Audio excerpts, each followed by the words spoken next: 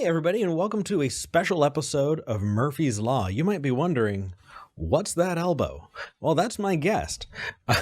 With me today is Thomas Westbrook from Holy Koolaid. Hey, Thomas. How's it going? You are way too close. I'm not social distancing with you. Why not? Well, we're kind of roommates, so, Oh, here we go. And they were roommates. Oh my God, they were roommates. What is Holy Koolaid? Who are you? Well, I have a animated show that I do that's laser focused. I'll take different ideas related to science, scientific skepticism, critical thinking, and I will break down stuff. I do debunks. I look at everything from crazy psychic cringe fails to is the Bible reputable? Is the earth young? Or is evolution true? But I do it from a scientific data-backed approach. I love watching your videos, and one thing that I have got to say is that the stuff that you put out is so incredibly polished. It is just the antithesis of when I hop in and I go live and all of that. You spend, and I've seen you, I'm your roommate, I've seen you spend hundreds of hours on your videos putting that stuff together. So cheers, man. I'm grateful for what you do. Let's dive into our first clip today, yeah? Mm-hmm. All right, here's what we've got. Do you have what would you consider justification for belief in a God? Or do you believe there is any justification? What? So I've had this question before. I don't know if you have, but what evidence would it take to convince you that God exists? And you had a stellar answer, and I clipped it. But now that we're kind of sitting back and armchair quarterbacking it, is that a question that you've gotten a lot before? Absolutely. Especially doing what I do in this movement, you get questions like that a lot. It's like, well, are you even open-minded to having your mind changed? And, the answer to that second part is kind of, I changed my mind going the opposite direction. I used to be religious, and then I changed my mind. So I would be open to going the other way if I felt that the evidence was sufficient. Mm-hmm. But it took a lot for me to go this direction, and it was after examining a ton of evidence. So I'm pretty sure I'm not going to go back. Yeah. But as far as what it would take, I think I answered it in this clip, but I forget what I said. Well, here's what you said. If God is omniscient, omnibenevolent, and he's, omnipresent, omnipotent, kind of this all the omnis Christian notion of a God where he's not just all powerful, but he knows everything inside your thoughts, and he cares about you. If that kind of God existed, then if it was in our best interest to know about his existence, we would. Yeah, that was very well stated. And actually, I had a really similar conversation with Jenna Belk about that specific statement, that if the Great Commission, right, as posed in the Bible, to go out and to convert the world, if that was what this deity really wanted and they had the power to do it, you're absolutely right. They would. Yeah, and on top of that, I just feel like the Great Commission itself is such an ineffective way of getting a message out. Agreed. There's a lot of ways to communicate in mass. Even the president of the U.S. can send out a massive text to everyone's phone, like a presidential alert. Yep. And whereas, the God of the Bible had to rely on, all right, you 12 fishermen, just go and talk to a lot of people. That's a really slow, bad method. So there were 2 fishermen, and he made them fishers of men. But we're going to talk about that is for another day. 12. Okay. So as we were talking, the reason I pulled this clip is because I thought that this was a great example of touching on a lot of things that people see commonly, but done in a way that was empathetic, that was kind, that had a lot of fun. And here's another one that just probably heard other people say this in the past, whatever, but I actually used to be an atheist. Oh, he used to be an atheist.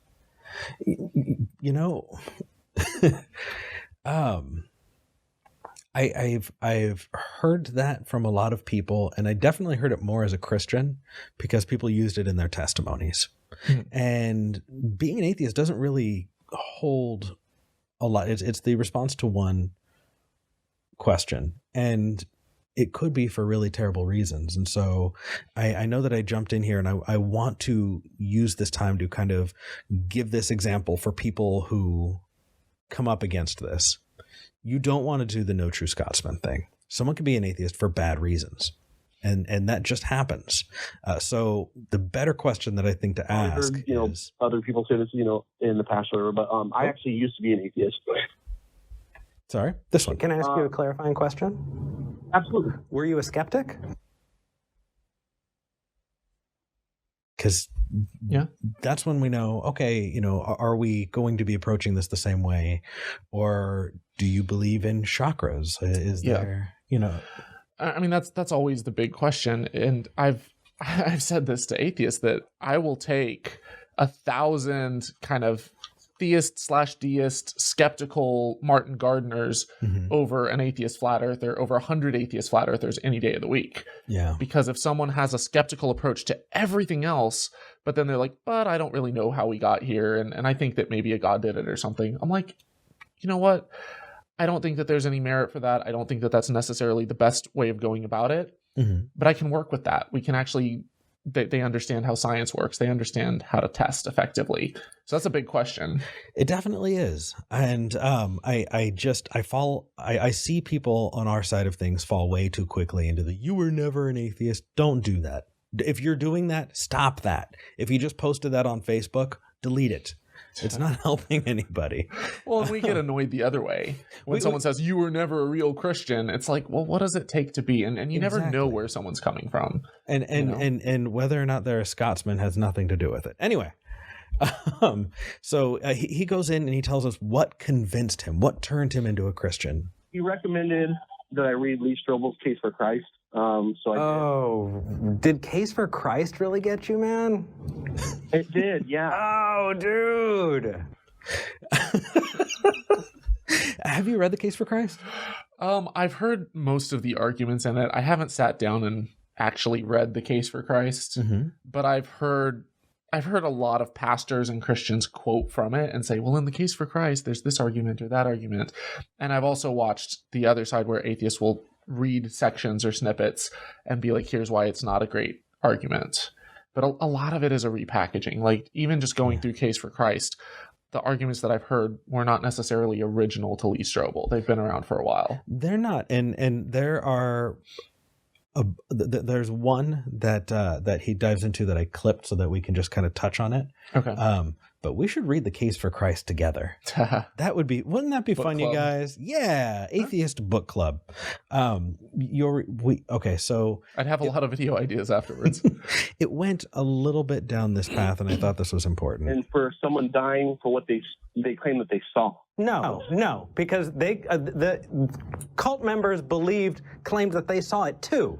There's cult members that claim that Jim Jones performed miracles. There's there's a lot of eyewitness accounts of all kinds of crazy ideas that. So I grabbed the wrong clip there, but we go into eyewitness testimony. So let me just give the correct clip to contextualize death that. rather than recant they had seen him risen from the dead. Well, hold on. Quick pin in that. You know that there are stories of cult members following their leaders and drinking poison or ritually committing suicide Jim Jones, that are stuff like that. Yeah. that are nowadays Wearing the shirt. Holy Koolaid is actually drinking the Kool-Aid. A little bit of branding and merch placement. Dude, but the funny thing is throughout that entire video as I was watching it, every time I had a point, you were dovetailing in a way that was unique to you. I mean, one of the examples that you gave was Satya Sai Baba. I'd never heard of that. Yeah. And it was a wonderful example that you gave. Do you have a clip from that, or do you want me to explain who that is? Just if you want to, go for it. He was an Indian guru who would perform these miracles in front of crowds of thousands of people, and it was little things like pulling smoke pellets or whatever out of the air, and he even claimed to have raised someone from the dead, predicted the time of his death falsely. But a lot of it was sleight of hand, things that you would see at a Penn and Teller magic show, or that you might see James Randi perform back in his heyday. And so just because you can't explain how someone's doing something, and just because there's eyewitness testimony and they're claiming to be a prophet or a holy person or a guru, doesn't mean that there's anything supernatural going on. That is almost word for word what you said, and it's perfect. And he has Satya Sai Baba has millions of followers to this day, like Really? millions of followers. Jeez. And so the fact that someone like that in the modern day with cameras and video recording and stuff can garner that kind of following, it makes sense that someone back before the age of video cameras, who was just word of mouth, they're like, this guy was the most amazing thing since sliced bread, then he's going to get a lot of followers over time if it continues, if it's a religion that's set up to propagate. I'm sorry, but I've got nothing to add to that. That's fantastic. And you had another piece. I was super, super happy for a guest hopping in. I believe this was your first time on Talk Heathen.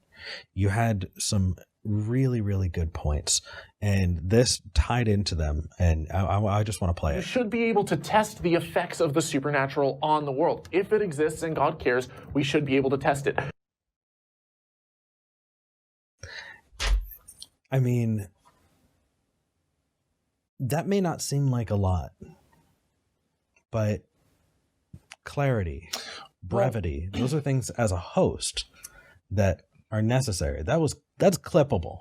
Okay. You know, and the fact is, you went into a lot of detail on what's best, but you had something you wanted to add in. Well, I was just going to kind of elaborate on that point, that I hear a lot of times people say, well, if it's supernatural, you know, well, it's some, you know, weird, you know, fifth or sixth force that's out there that, you know, we can't measure and test with science yet, but it doesn't mean it's not there. And my frustration with that is, okay, we might not be able to test the force itself. That doesn't mean that we can't test the effects of it. So for example, you might not have the equipment to measure, you know, current, or to measure electricity and stuff, or electromagnetism. Right. That doesn't mean that you can't, you know, see when lightning strikes a tree, the tree catch on fire. That doesn't mean that you can't see when you rub a balloon on your head and then you know, or you put it near your hair and it kind of has the static and stuff, and you shock people and stuff. That doesn't mean that there's not a personal attack. Hey, I got it going on too. I've got my quarantine hair growing out. I can do it on my beard now. But it's one of those things where just because you may not be able to measure the force doesn't mean that, like, if it interacts with the natural world, that we wouldn't be able to measure the effects. Exactly. And if someone has, for example, psychic powers and they can predict the future, you might not be able to measure the psychic force, but you could give them a test where you say, okay, predict this, predict that, and isolate them in a room, and you'd be able to test it.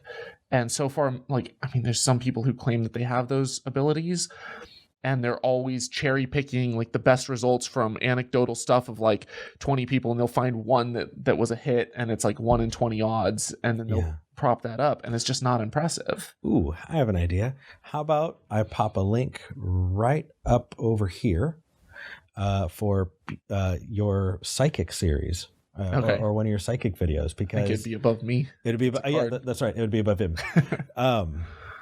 And that way people can see. You actually hold their feet to the fire on a number of those, on a number of your videos. I think it's pretty excellent, man. Well, and my goal, like, you know, a lot of times people are like, oh, you're just, you know, an atheist bashing something people believe in. And it's like, I'm not just going after religion. Like, I want to know if my world would be so much bigger if I suddenly realized that, whoa, there's like supernatural powers and magic and, you know, angels and demons and light versus dark and all this stuff. I want to know. Like, I would want to be able to go out there and at the very least utilize, like, if I had faith healing powers or something, you know, utilize them for good, for the glory of God or whatever. Like, it would still be freaking cool. I'd be making the world a better place, you know. Or if I was evil, then I'd utilize them for darkness. But for either way, like, that would be really freaking cool to know that exists. And at the same time, I don't want to be suckered in, and I don't want to have egg on my face, you know, following a lie my entire life. So the whole point of my channel is to break it down and find out, not just to shred people's dreams or to, you know, I don't want people to follow something that's not true. No, a good example is your recent perineal sunning video where people sun in their buttholes. But I definitely recommend you all check them out. But before we head on out, I do want to say, what we're trying to do is show that you can have these conversations in an amicable way. And even though we pushed back on this guy when he talked about the testaments of the apostles, we disagreed, but ultimately we were trying to have fun. You had brought up Satya Sai Baba, and we had gotten into talking about magicians. David Blaine. Didn't that guy exist like in ice for 2 weeks without eating?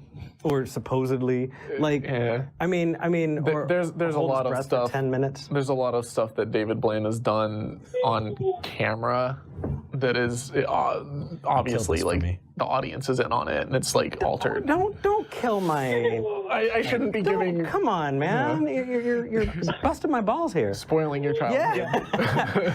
I think you guys are on the wrong track with David Blaine. It's obvious he's a devil worshiper. Obviously.